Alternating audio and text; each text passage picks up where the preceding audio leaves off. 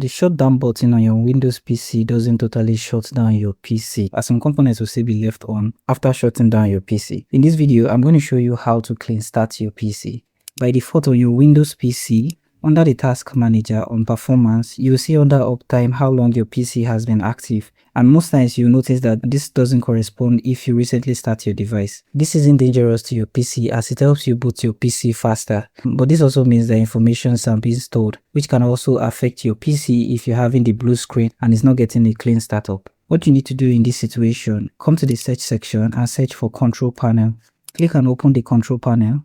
And here you want to scroll till you find power option. Click on power option and click on choose what the power button do. Here you're going to see the option which is turn on fast startup recommended. By default this is enabled on all PC and won't affect when you restart your PC.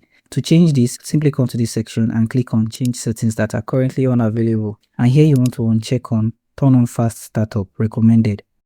Click on save changes once you are done. Your PC will always boot with a clean startup. So thank you for watching and I hope you found this video helpful. If you do find this video helpful, feel free to leave a like, subscribe and have the post notification turned on.